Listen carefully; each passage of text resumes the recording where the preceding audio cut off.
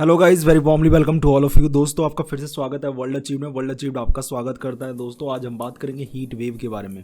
दोस्तों, जो heat wave होता है, नॉर्मली अगर कहें हीट वेव जो होता है एक तुरंत टेम्परेचर बढ़ने को कहते हैं हीट वेव। ठीक है, उसमें काफ़ी लोग की तबीयत खराब हो जाती है और कुछ लोग मर भी जाते हैं इससे। लेकिन हीट वेव की मतलब टाइप्स हैं। एक नॉर्मल हीट वेव होता है और एक सुपर हीट वेव होता है। नॉर्मल हीट वेव में क्या होता है कि 4.5 डिग्री टेम्परेचर जो है सडनली इंक्रीज होता है, और सुपर हीट वेव में 6.4 डिग्री सेल्सियस जो होता है टेम्परेचर वो सडनली इंक्रीज होता है। और दोस्तों, क्राइटेरिया भी होता है। अगर प्लेन में अगर 40 डिग्री सेल्सियस से ज़्यादा होगा या 40 डिग्री सेल्सियस होगा तो वहाँ पे हम हीट वेव कहेंगे, अगर सडनली इंक्रीज होता है तो। अगर कोस्टल एरिया में 37 डिग्री सेल्सियस या उससे ज़्यादा होता है, वहाँ पे इंक्रीज मतलब उसके अंदर इंक्रीज होता है, उससे पार क्रॉस कर जाता है 37 डिग्री सेल्सियस से, तब हम कहेंगे उसे कोस्टल एरिया में हीट वेव। अगर वही हम हिली एरिया में देखेंगे 30 डिग्री सेल्सियस और उससे ज़्यादा होता है, तब वो हम हीट वेव कहेंगे।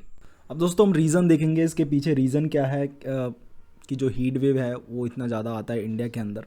तो सबसे पहला रीज़न क्या है, ट्री का लेस होना, मतलब कि जो ट्री है काफ़ी कम हो गए हैं हमारी कंट्री में। दूसरा रीज़न है urban island effect. Urban island effect का सिंपली मतलब क्या होता है कि दोस्तों, आपने देखा होगा सिटीज़ के अंदर जितना एरिया होता है, काफ़ी ज़्यादा एरिया जो होता है कंक्रीट का बना हुआ होता है। कंक्रीट का जब एरिया बना रहेगा तो वहाँ पे क्या, जब भी हीट आती है, जब सनरेज डायरेक्टली पड़ती हैं इन कंक्रीट्स पे, तो वो कंक्रीट जो है हीट को रिटेन कर लेती हैं ज़्यादा टाइम तक।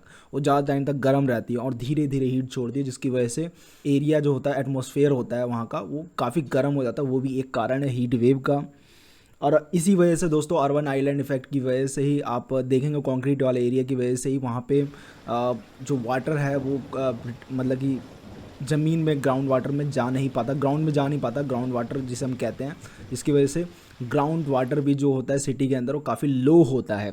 एक ये भी रीज़न है। और तीसरा रीज़न ये है क्लाइमेट चेंज। आप जानते हैं क्लाइमेट चेंज में क्या होता है कि CO2 जो है उसकी परसेंटेज बढ़ रही है, ग्रीन हाउस गैसेस की जो परसेंटेज बढ़ रही है, जिसकी वजह से क्या हो रहा है कि वो जो हीट को जो है वो ज़्यादा से ज़्यादा रिटेन कर रहे हैं।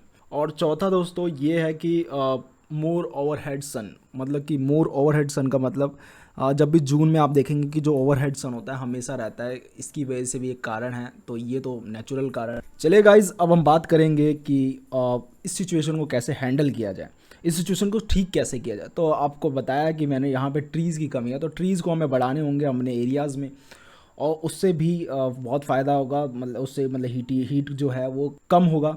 दूसरा, वाटर पूल्स बनाया जाए, जैसे जैसे सोसाइटी जो होती है, सोसाइटी पार्क होता है, वाटर जो सोसाइटी पार्क होता है उसके अंदर पोन्स बनाए जाएँ या फुहारे बनाए जाए, जिसकी वजह से वो भी हीट को मतलब कि रोकेगा।